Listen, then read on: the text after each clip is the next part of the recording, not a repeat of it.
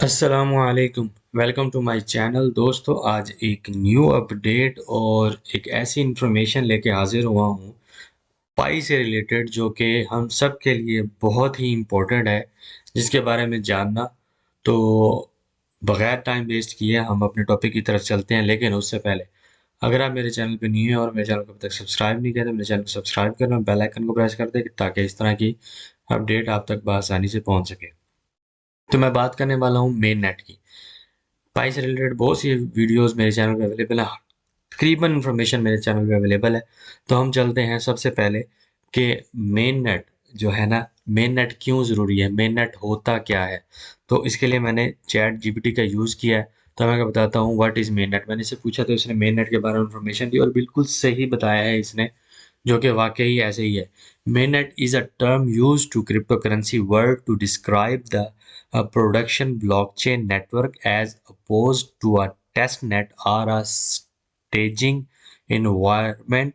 Mainnet is where real transactions take place and where digital assets have actual value. It is the live public version of blockchain as opposed to a private network used for testing or developing purpose। ठीक है जी। Main net जो है ना वो crypto currency के लिए use होता है ब्लॉकचेन नेटवर्क में।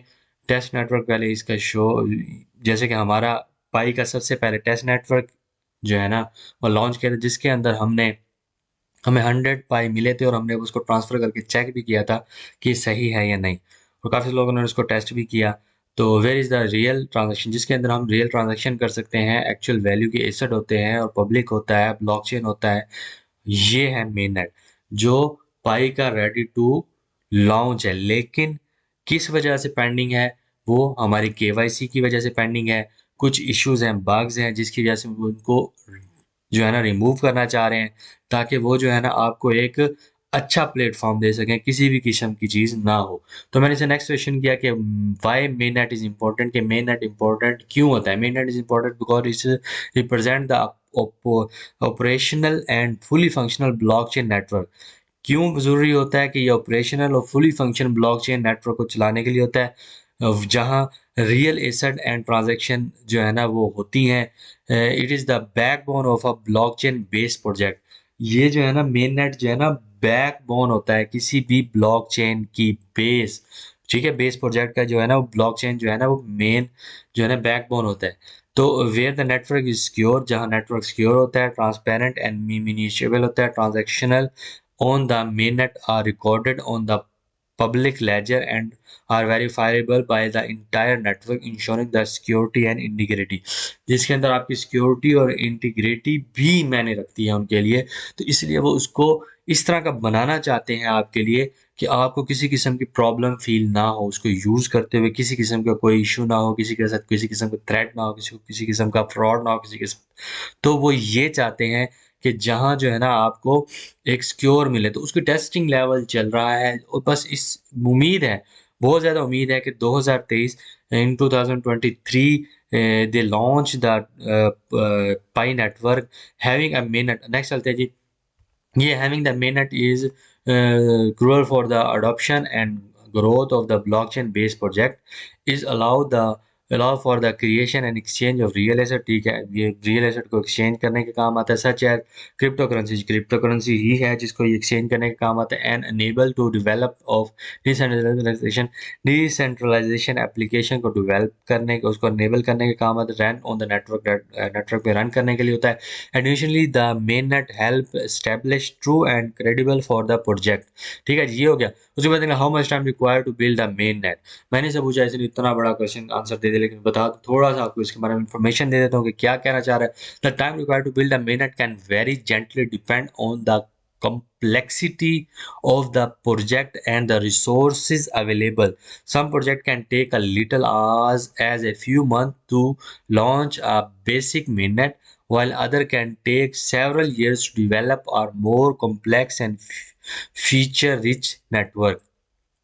जैसे कि हमारा पाई चल रहा है, जिसके ऊपर बहुत से इश्यूज आए, केवाईसी से लेके बहुत से इशू आए, जिसको उन्होंने इश्यू रिज़ॉल्व करने के लिए उन्होंने क्या किया हुआ है कि अब ये हैकाथॉन का जो एक सिस्टम है वो इन्होंने लिया है, ताकि आपके लिए जो है ना वो एक सिक्योर जो है ना मेन नेट बिल्ड किया जाए, ताकि आपको किसी किस्म की ट्रांज़ैक्शन में ना इश्यू ना हो। तो ये है कि factor the influence time required to build a mainnet includes the size of the development team. अब डेवलपमेंट टीम पे भी उन्होंने कहा डिपेंड करता है। The amount of funding available, अब कितनी फंडिंग हो रही है उसके ऊपर भी डिपेंड करता है। The scope of the project, scope भी क्या है, अब तो 5 मिल कितने मिलियन, 3 मिलियन, 5 मिलियन, 35 मिलियन से ज़्यादा लोग जो है ना वो इसको ज्वाइन कर चुके हैं। तो कितना बड़ा प्रोजेक्ट है ये। एंड द टेक्निकली रिक्वायरमेंट, ठीक है, a small team work limited funding with gently take longer to launch a mainnet then a larger team will access to more resource। जैसे इन्होंने इतने सारे लोगों को, जो डेवलपर्स को अपने साथ इन किया है, वो इसीलिए किया है कि जल्द से जल्द जो है ना ये इसको डेवलप कर सकें और आपको मेन नेट प्रोवाइड कर सकें इसको फंक्शनल में लाने के लिए। Additional development process of the main net typically involves multiple stages including research and development, testing, security audit and bugs fixing. देखें, ये सारे प्रोसेस अब तक हम इससे गुजर चुके हैं, अब बस थोड़ा सा इशू रह गया जो ये करना चाहिए। Each stage can take several month to complete and any issue that arise during development can significantly delay the launch of the mainnet। अब आपके सामने मैंने सब कुछ बता दिया कि क्यों डिले हो रहा है। हर चीज़ देखें, डेवलप रिसर्च होगी, उसके ऊपर डेवलपमेंट होगी, टेस्टिंग उसकी चल रही है, सिक्योरिटी ऑडिट हो रहा है, बग फिक्सिंग हो रही है। अब डेवलपर्स को बुलाया है उन्होंने ताकि ये चीज़ें उनको रिजॉल्व करके इसे फ़ायदा उठा सकें और इसको जल्द से जल्द कम कर सकें। In summary, the time required to build a mainnet can range from a few month to several years. कुछ मंथ में भी हो सकता है और सालों भी लग सकते हैं। अब ये सालों की तरफ चला गया, लेकिन अब इन्होंने इस तरह का काम किया ताकि ये इसको जल्द से जल्द कंप्लीट कर सके and largely develop on the specific requirement and source of each project. ठीक हो गया, आपको उम्मीद समझ आ गई होगी। मैं मजीद मैं आपको बताता हूँ कि बिटकॉइन का जो मेन नेट वो लॉन्च हुआ था वो जनवरी 3 तो 2009 में हुआ था। शिबा एक ये है अगस्त 2020 में हुआ है। इथीरियम इथीरियम का जो मेन नेट है वो लॉन्च हुआ है जुलाई 30 2015 में। ठीक है, ये जुलाई 30 2015 में। तो अब पी आई नेटवर्क, मैंने इसके बारे में पूछा।